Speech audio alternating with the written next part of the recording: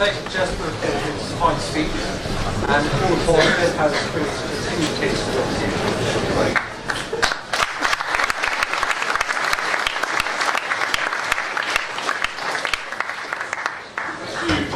Mr. President. It's Freshers' Week this week, is it not? So, are any of you actually going to remember what went on this evening? Are we wasting our time here? I wonder. But I hope we can at least imbue something in your subconscious. It's an honour to be here this evening in an institution and among fellow esteemed guests that offer such boundless evidence of the uniqueness and greatness of our country, and therefore the nation state. And in a week too, where our great England national team smashed the Titans of Malta, and our pound had the good sense to devalue, to promote British trade. Truly, we are blessed. But why have we been so blessed? Well, from the aftermath of the 30 Years' War, when 6 nations sat down in Westphalia in 1648, they created a continent and a system of governance that would go on to dominate the world until today, the nation state. From this foundry, Hobbes wrote his Leviathan, identifying the social contract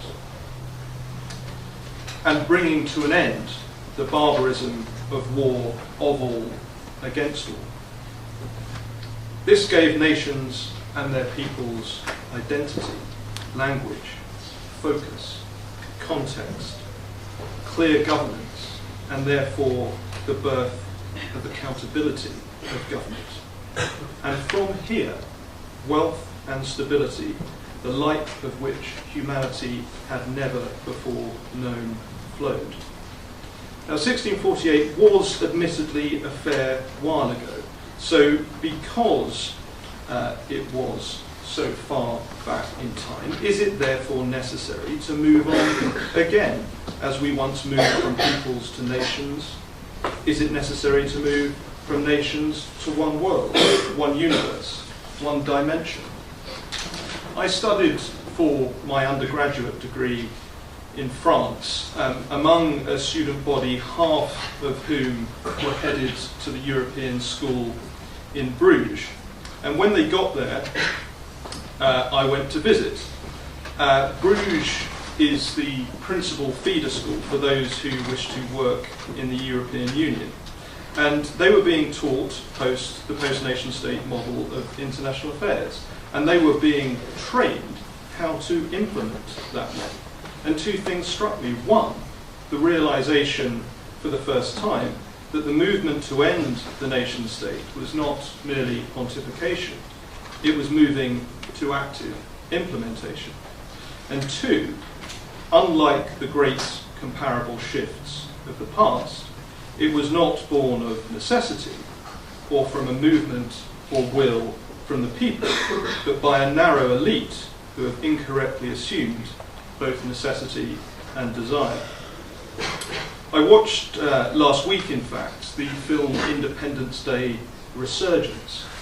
And it was awful. I don't know if anyone have you seen it, please? It was, I mean, I don't know how many have seen it, but there was an important idea in it nonetheless. It made the point that following the last alien invasion, which you'll remember from the first Independence Day film, nation states had come together to unify into one bloc to rebuff any future intergalactic invasions. Now, in the event of an alien invasion, I don't think there is even merit then in the total abolition of the nation state.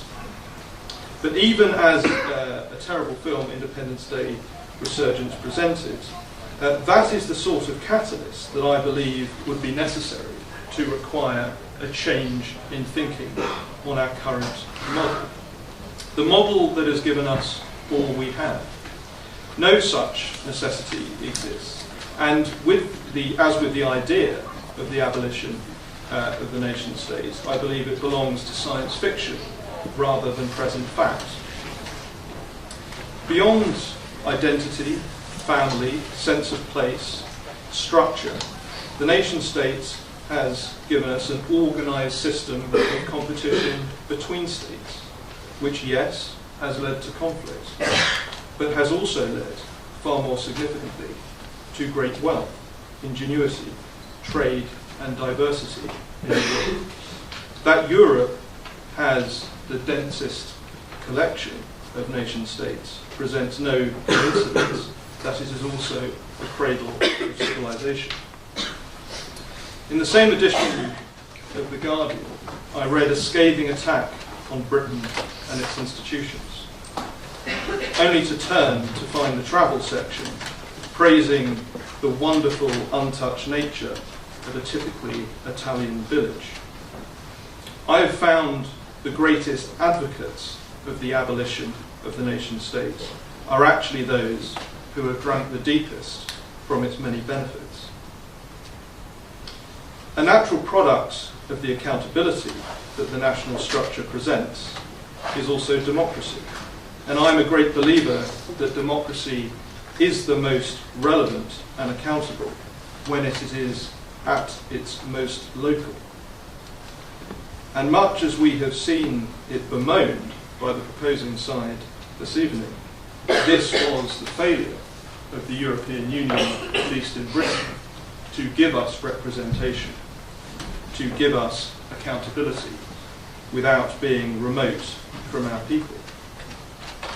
In conclusion, it may be the case that in 100, 1,000 or 10,000 years' time, facing an alien invasion, hopefully better choreographed than in Independence Day resurgence, we may return to this debate. But the question we face this evening is the nation-state an outdated concept today? And I argue that it is very clearly not.